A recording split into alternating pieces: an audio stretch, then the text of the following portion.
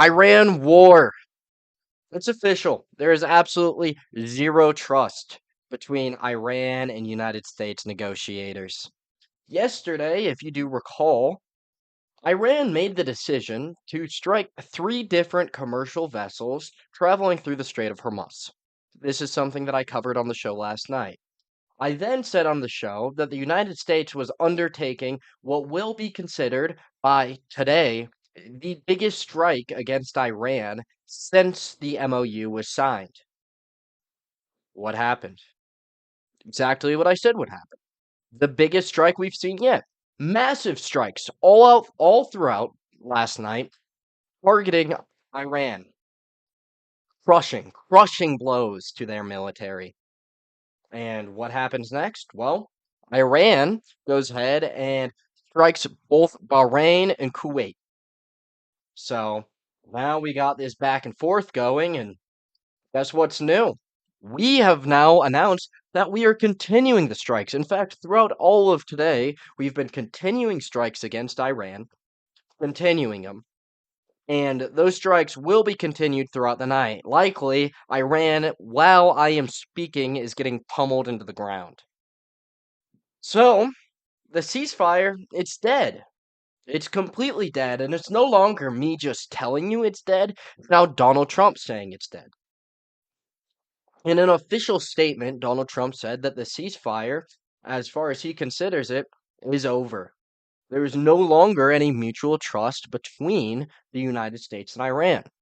He stated in his official statement that negotiations are continuing.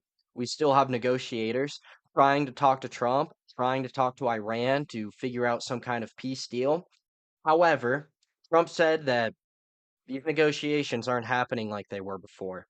He is taking control of the situation, and no longer will he have any faith in Iran to back their end of the deal.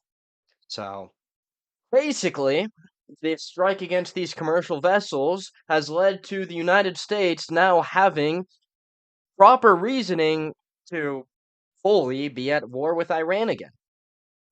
These can be used to boost public support for an actual invasion of Iran as well, including the continued strikes against the U.S. military bases in the surrounding territories, like I previously stated, with Bahrain and Kuwait. So, get ready, boys. We are very much so back in the Middle East. And what happens next? Where do we go from here? Well, strikes they're not going to stop anytime soon. I'll tell you that much. At the minimum, we are going to see Iran getting pummeled throughout the rest of the night. The question will become, how long of this waiting game is Iran willing to play? I keep talking about this. Iran understands the US has their elections coming up, and they understand our oil supply is dangerously low. They understand we're on a clock. Now, the United States is trying and doing their damn best at trying to beat the clock, essentially. So, the goal for the United States with these continued strikes is to force Iran into a peace deal before we have to, before our hand is forced, essentially. We're trying to put the ball in their court, make them decide. But the issue with this strategy is Iran doesn't function the same way the United States does. We can bomb their citizens all day. They don't care. That's not what this is about. This is a Islamic revolutionary group that is running that nation. So we can bomb the shit out of them.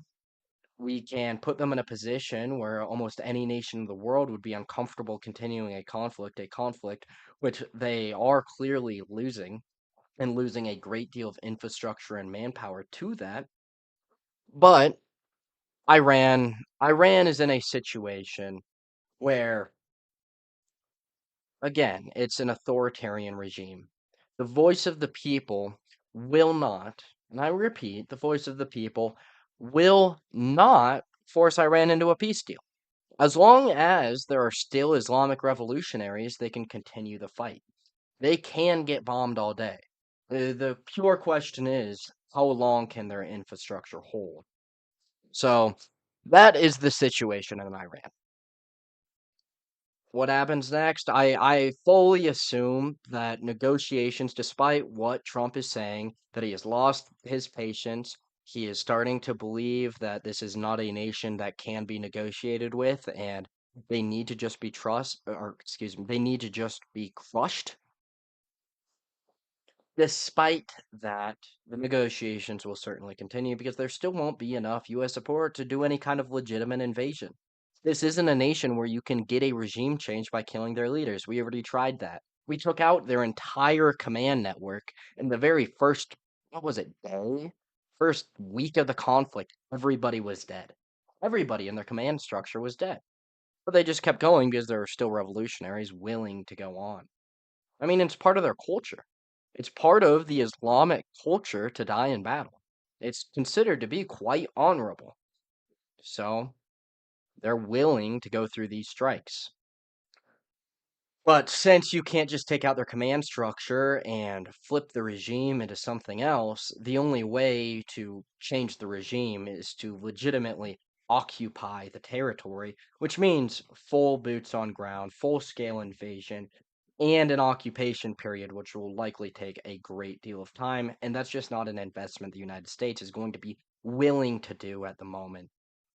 There's there just isn't. It's not there. That's not going to be a legitimate option. But Iran recognizes this, and that's why they're willing to put up with these strikes. So the negotiations will continue. Likely a new MOU will be formed at some point.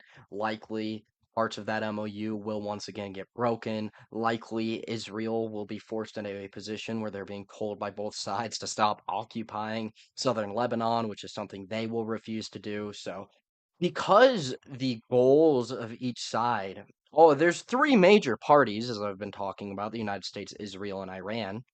Because the goals of these three nations are so different from each other, despite the United States and Iran being strong allies on paper, the objectives of this conflict are very different. So Iran and the United States can agree to something. Israel is going to completely disagree because what they want is that control of southern Lebanon and they want the Iranian regime completely overthrown.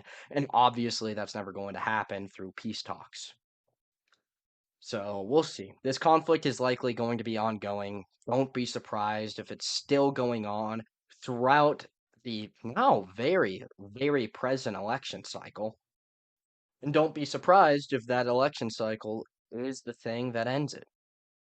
But simultaneously, this could be a war that we are in for a very great deal of time. But again, I don't expect any boots on the ground actively, but I fully expect these strikes to continue on and off for the next couple months.